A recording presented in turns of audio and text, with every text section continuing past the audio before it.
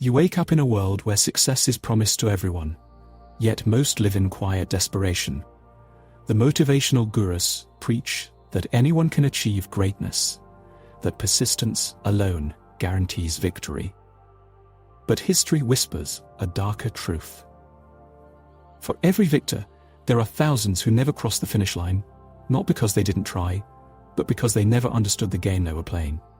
Nietzsche saw it first. He watched the masses chase hollow symbols of achievement, wealth, status, approval, mistaking them for real power. But true success, the kind that reshapes destiny, is not for the many. It is reserved for those who can bear its weight. Why? Because most people are not willing to pay the price, not in the way that matters. They will work hard, but only within the boundaries of comfort. They will sacrifice, but only up to the point where it doesn't hurt too much. They will dream, but only in ways that society approves of. And so, they remain, trapped in the illusion of progress, mistaking motion for direction. The paradox of effort here is the unsettling contradiction. Effort alone does not guarantee success. You can grind for decades and still end up empty-handed. You can follow every rule, please every authority, and still find yourself stranded at the edge of mediocrity. Why? Because the world does not reward effort, it rewards leverage. It does not reward obedience. It rewards ruthlessness, not in cruelty, but in unshakable self-direction. Nietzsche called this the will to power, not domination over others, but the relentless drive to overcome oneself. Most people never tap into it. They believe success is a matter of external formulas. Work hard, be nice, wait your turn. But the game is rigged. The rules were written by those who already hold power, and they have no incentive to let you in. The unasked question, what if the reason you haven't succeeded yet isn't a lack of effort, but a failure of vision? What if the very things you were taught to value, security, approval, predictability, are the chains keeping you from real freedom? Consider this. Why do so many hard workers remain invisible, while others rise effortlessly? Why do some suffer endlessly for their ambitions, while a select few seem to bend reality to their will? Why does society preach equality of opportunity, while quietly rewarding only those who play by hidden rules? The answer is not fair. It is not comforting, but it is real. Success, true success, the kind that alters the course of a life, demands more than discipline.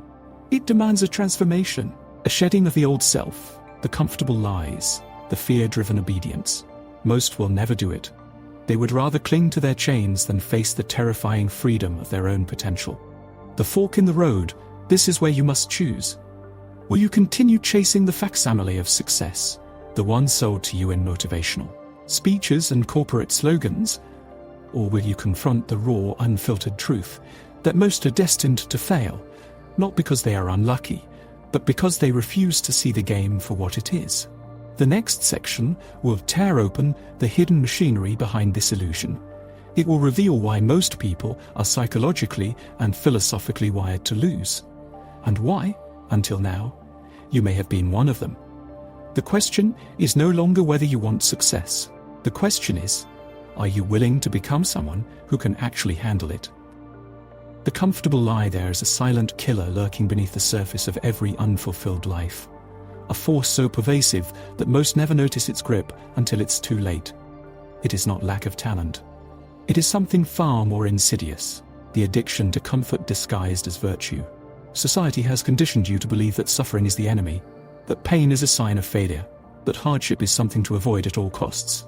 And so you chase safety, you seek approval, you follow the well-trodden path because it promises security. But Nietzsche saw the trap. The surest way to corrupt a youth is to instruct him to hold in higher esteem those who think alike than those who think differently. Most people never achieve success because they are not allowed to, not by external forces, but by their own conditioned minds.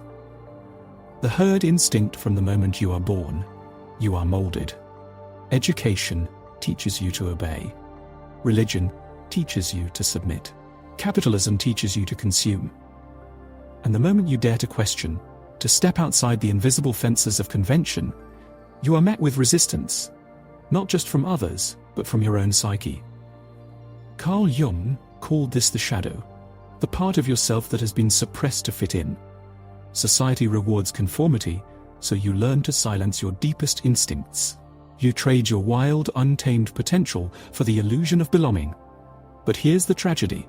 The herd does not want you to succeed. It wants you to stay in line. Nietzsche's slave morality explains this perfectly. The masses resent the exceptional, not out of hatred, but out of fear. They label ambition as arrogance, independence as rebellion, and greatness as selfishness. Because if you rise, it forces them to confront their own stagnation. The fear of freedom. Viktor Frankl, a Holocaust survivor and psychiatrist, observed that humans can endure almost any how if they have a why. But what happens when your why has been handed to you by others? What happens when your ambitions are not truly yours, but borrowed from parents, peers, and propaganda? This is the hidden crisis. Most people do not fail because they lack discipline. They fail because they lack a self-chosen purpose. Jean-Paul Sartre called this bad faith, the act of lying to yourself to escape the terrifying responsibility of freedom. It is easier to blame the system, to complain about luck, to say I never had a chance than to admit the truth. You are afraid of what you might become if you actually tried. The illusion of meritocracy. You have been told that hard work guarantees success. But history proves otherwise. The world is not a meritocracy, it is a narrative battlefield. Some win because they understand power dynamics. Some lose because they play by rules that were designed to keep them out. Most never realize they're in a game at all. Aldous Huxley warned of a society pacified by pleasure and distraction, where people love their servitude. Look around.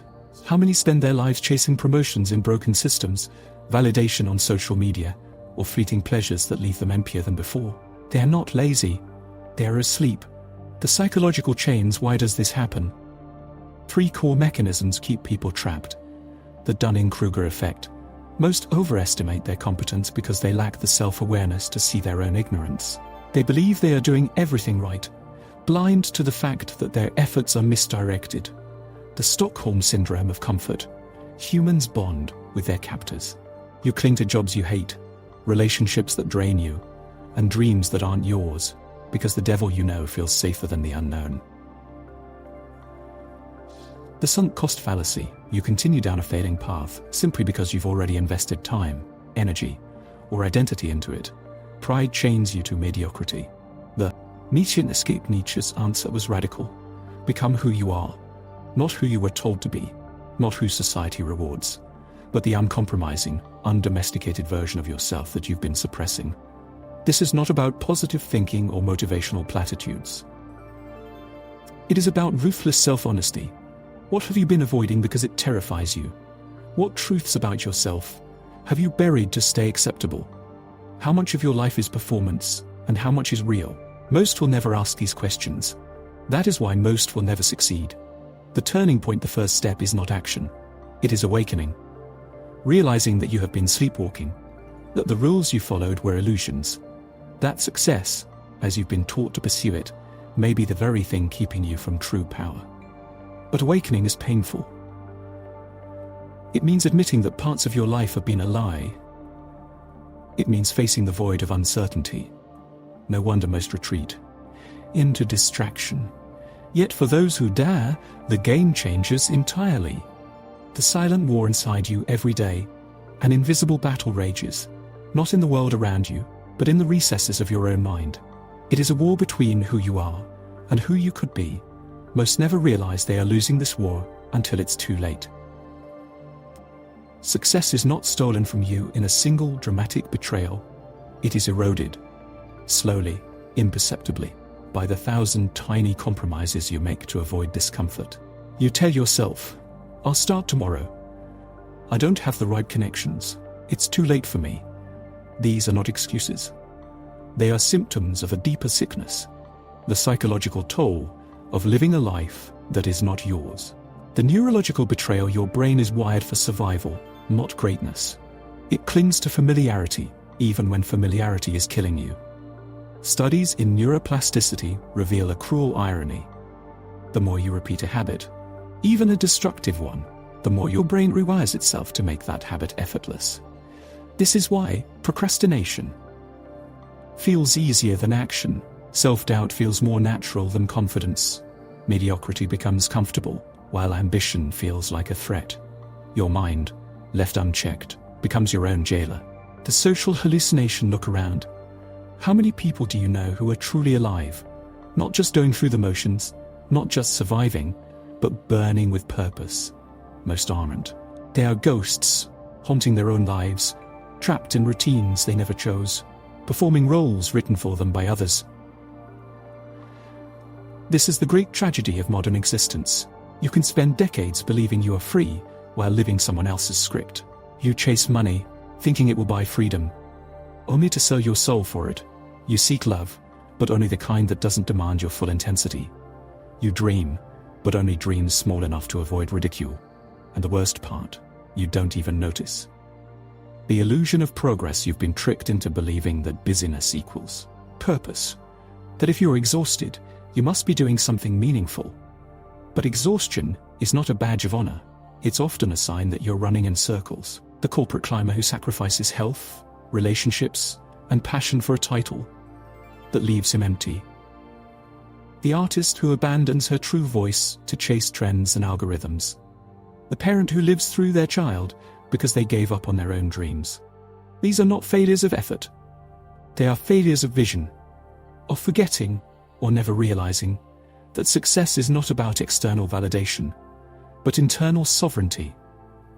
The cognitive dissonance of desire. You say you want success, but your actions betray you.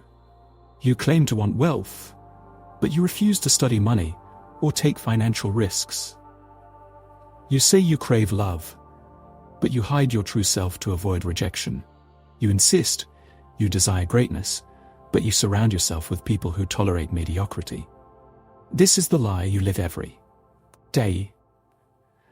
The gap between what you say you want and what you're willing to do to get it.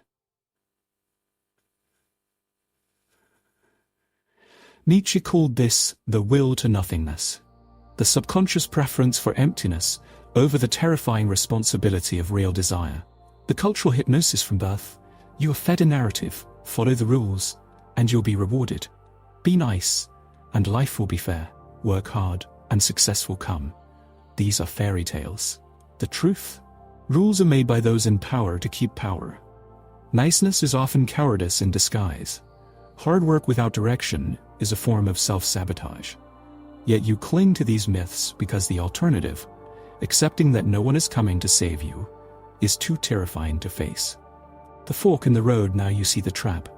Now you understand why most never escape. But this is not the end.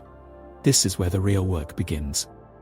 The death of the old self. There comes a moment, if you are lucky, when the lies you've been telling yourself collapse under their own weight. When the life you've built feels like a costume you can no longer bear to wear. This is not despair. This is the beginning. Nietzsche called it the great noontide, the searing moment of clarity when you realize you are not who you were supposed to become. And the only way forward is to destroy the person you were conditioned to be. But how? 1. The art of ruthless self-audit. Most people go through life never asking the only question that matters. What am I lying to myself about? You must become a forensic investigator of your own psyche. What comforts are you addicted to that are slowly killing you? Which of your dreams were implanted by parents, society, or fear of judgment? Where have you traded authenticity for approval? This is not introspection, it is psychological surgery. And like any surgery, it will hurt. But the pain of truth is finite. The pain of living a lie is eternal. 2. The rejection of false gods. You have been taught to worship false idols.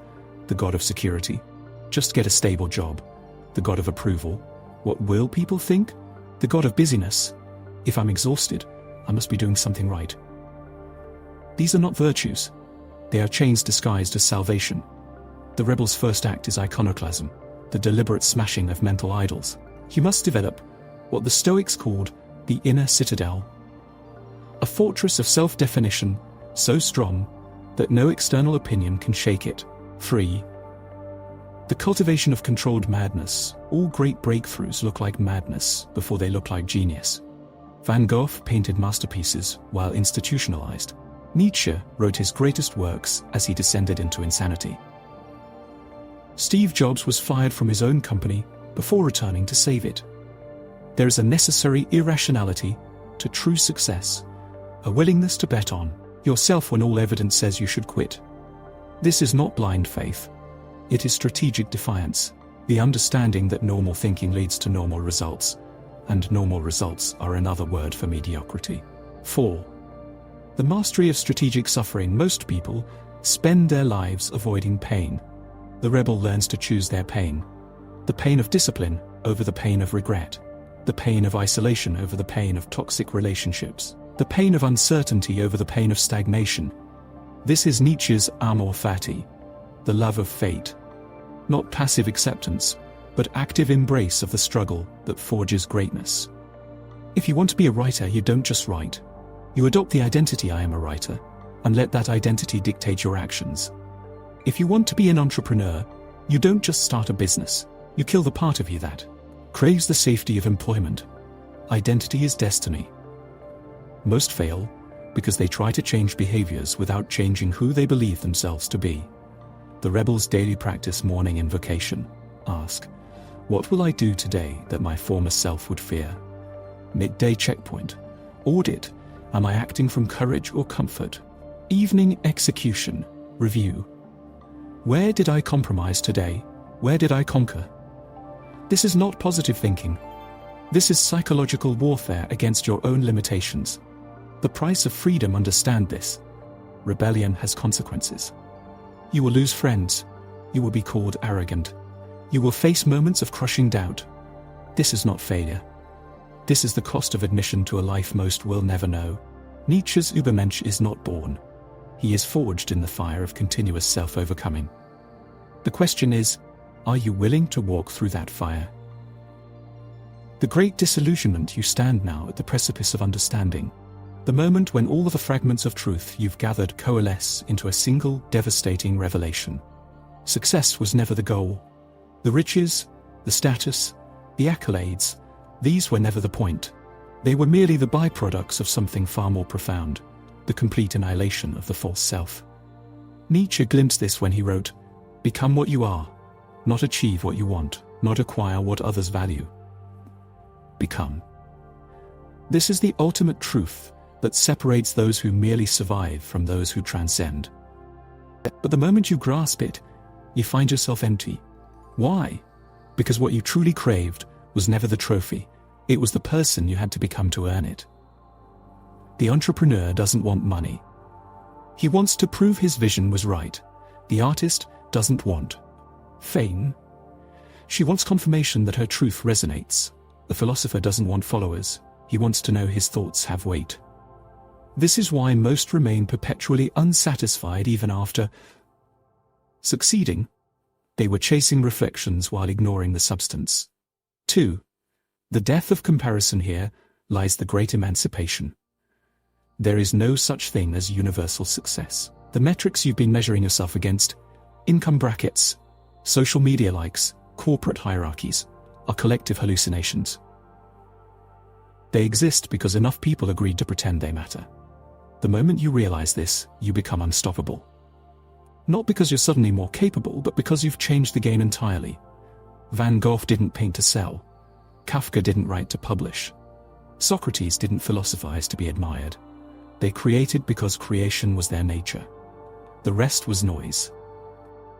Failure of faility, of favity, of fate, obscure it, lurks the most paralyzing terror of all. What if I give everything I have and discover I was ordinary? This is the fear that keeps most people in half-hearted effort. It's safer to never truly try than to face the possibility that your best might not be enough. But here's the secret no one tells you. Ordinary doesn't exist. There has never been, and will never be, another consciousness exactly like yours. The very concept of ordinary is a statistical illusion, a flattening of reality's infinite digestible categories. The eternal recurrence test, Nietzsche's most powerful thought experiment. What if you were doomed to live this exact life, with all its joys and sufferings, over and over for eternity? Not a better version, not a corrected one. This one. Would you despair, or would you find in this moment the courage to say yes to every part of it? The triumphs and the failures, the clarity and the confusion. This is the litmus test for whether you're living your life or someone else. 5.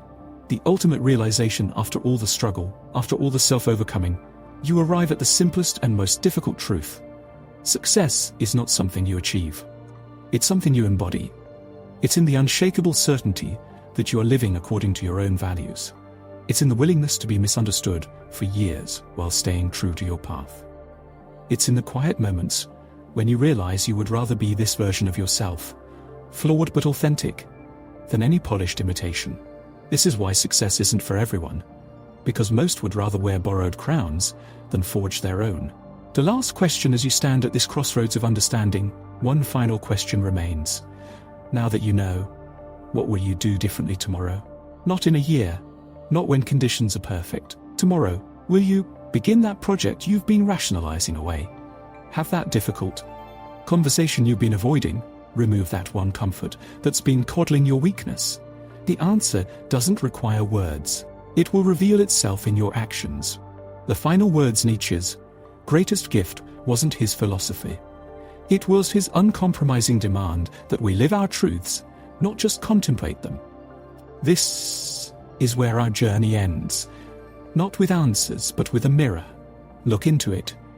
The person staring back is the only obstacle that ever stood in your way, and the only savior you'll ever need.